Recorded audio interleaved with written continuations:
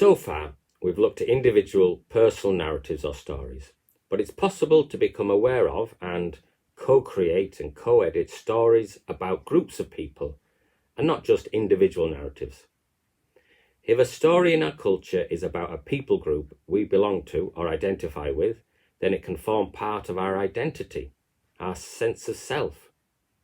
The story in our culture may be positive or negative about the group that we belong to. And at points in our life, we might believe it or partly believe it, or we might disbelieve a narrative that we used to believe in. So it's worth thinking about how flexible these things are.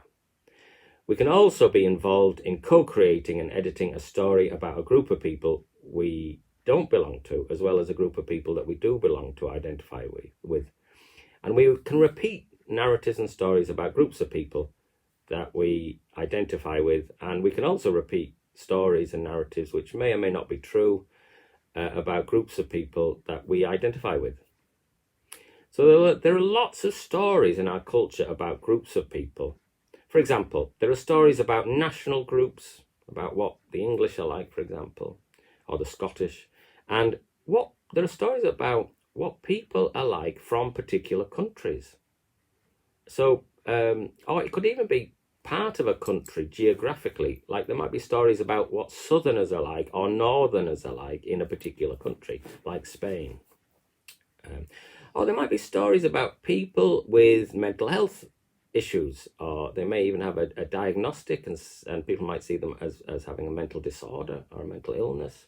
And there are stories in our culture about what that means, lots of different ones, not just one. There are stories about other groups of people like race, religion, about age, about whether people are young, what children are like, what elderly people are like, what working age people are like. There are stories about people who are disabled and able-bodied. There are stories about people who are addicts, seen as addicts, and people who are not addicted to stuff.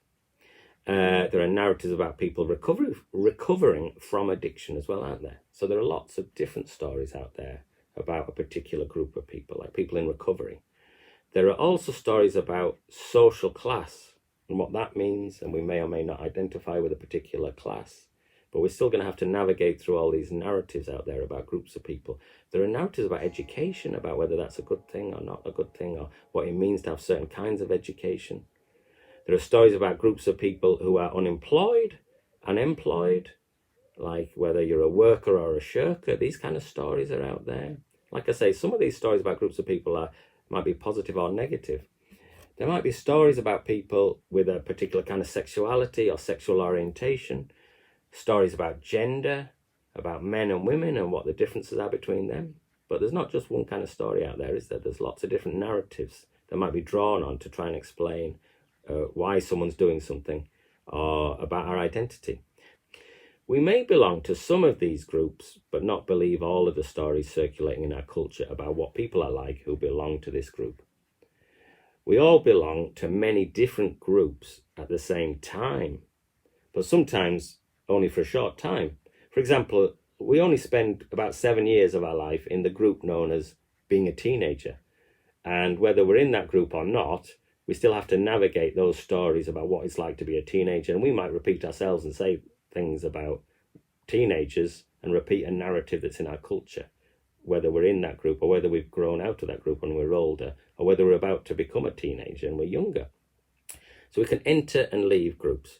Becoming aware of these stories about different groups in society increases our cultural competence, the ability to see how these narratives and stories work in our society in terms of power. These stories about groups of people can either help or get in the way of people trying to live their lives. There may be an intersection, sometimes called intersectionality, this is, where we belong to one group and that gives us more power relative to other people. We might belong to, for example, a relatively wealthy class, and that gives us more economic power than someone who is poor or destitute. But we might belong to another group where we have less power relative to other people.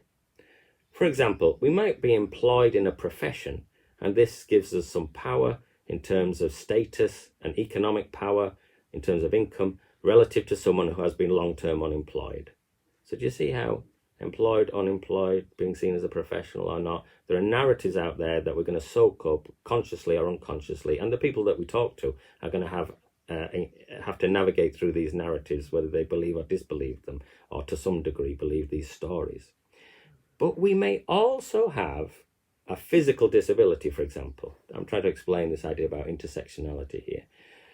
So we might be employed and have more power relative to someone who's unemployed and have a profession, but we might have a disability and be in a wheelchair and experience less power in some situations compared to someone who is able-bodied. For example, we might not be able to get into a building because there's no wheelchair access. As we navigate our way through life, through narratives, we also have to navigate through and past some of these stories about groups of people that we may or may not belong to. And the people that we're talking to also have to navigate by believing and disbelieving their way through these narratives and the practices that are involved with these narratives as well. Two people may vary in how much weight, value, and importance they place on belonging to a particular group. So what do I mean by that?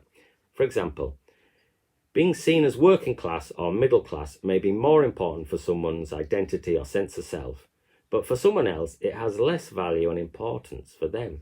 So we won't necessarily place the same weight and value as everybody else on belonging to a group. It might be more important to us to belong to this group or less important. Two people born in the same country may vary, for example, in how important it is about being nationalistic. Being that they feel pride in belonging to their nation. And that might be more important if you're attacked, for example. So when Russia has attacked Ukraine, it may be that some people have suddenly shifted to become more nationalistic because they think we're being attacked because we belong to this country and I want to defend my country. Whereas at times of peace, it may be less important to people in terms of how much weight they place on belonging to that group, a geographical national group, for example. Which is interesting because of all these narratives there are, not just personal narratives, but there are narratives about groups of people.